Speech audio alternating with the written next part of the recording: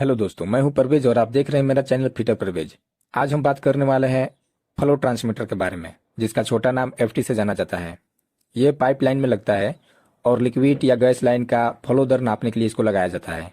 इस ट्रांसमीटर के नीचे हमेशा एक मैनीफोल्ड लगता है, जिस मैनीफोल्ड में दो ट्यूब आता है। एक ट्यूब होता है हाई प्रेशर का और दूसरा ट्यूब पॉइंट होता है लो प्रेशर का।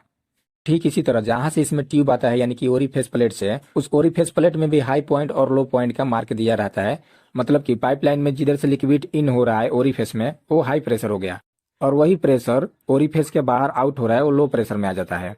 ओरिफेस प्लेट में जो हाई प्रेशर का मार्क दिया होता है, वहां से जो ट्यूब निकलेगा हमारा इंस्ट्रूमेंट के मैनीफोल्ड में आकर के हाई प्रेशर में कनेक्ट होगा। और दूसरा ओरिफेस के जो लो प्रेशर का मार्क होता है, वहां से जो ट्यूब निकलेगा वो हमारा इंस्ट्रूमेंट के मैनीफोल्ड में लो प्रेशर में आकर के कनेक्ट होगा। पाइपलाइन फ्लो मेजरमेंट में ओरिफेस एक कॉमन टेक्निक है जो फ्लो दर को मेजर करने में यूज होता है। इस ओरिफेस से फ्यूल या कोई भी लिक्विड क्रॉस होता है, जब ड्रॉप होता है तो इस प्रेशर को फ्लो रेट से कैलकुलेट किया जाता है। जैसे मैंने आपको बताया कि कोई भी लिक्विड जिधर से जा रहा है ओरिफेस के अंदर में वो हाई प्रेशर हो जाता है, और ओरिफेस के बाहर जो लिक्विड निकल रहा है वो लो प्रेशर का पॉइंट हो जाता है। वहाँ पे दो पॉइंट होता है ट्यूब वर्क करने के लिए। उसमें क्या करते हैं, जब आप ट्यूब वर्क करने जाएंगे तो वहाँ पे आप इस बात को देखेंगे किधर हाई प्रेशर है किधर लो प्रेशर है। वहाँ पे क्या होता है कि निप्पल लगाया जाता है।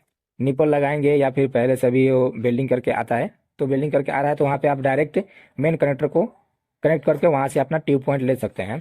और वहाँ पे पहले से वेल्डिंग करके निपल नहीं आया हुआ है तो आप उसको थ्रेड में टेपला टेप मार करके उस पॉइंट में ओरिफिस के पॉइंट में टाइट कर लीजिए। वहाँ से आप क्या कीजिए, निपल के बाद बॉल वाल लगेगा, बॉल वाल में फिर से मेन कनेक्टर लगेगा, मेन कनेक्टर में से ट्यूब निकलेगा और वो सीधा आ जाएगा कहाँ पे, हमारा इंस्ट्रूमेंट के मैनीफोल्ड में।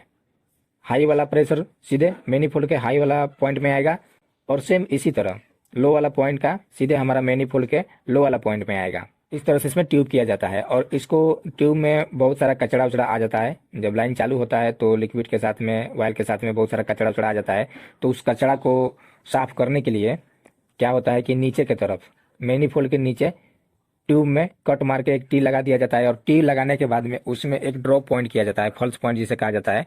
वो भी ट्यूब को बनाया जाता है, फॉल्स पॉइंट बना करके नीचे ड्रॉप कर दिया जाता है, और इसके नीचे एक बॉल वाल लगा दिया जाएगा। जब जब इसको ओपन करने का जरूरत पड़ेगा तो इसको ओपन करके जितना भी कचरा रहेगा ट्यूब के अंदर उसको बाहर फॉल्स कर दिया जाएगा, ताकि ये इंस्ट्रूमेंट में ट्रांसमीटर में ना जाए कचरा और खराब ना हो। इस तरह से ट्यूब किया जाता है।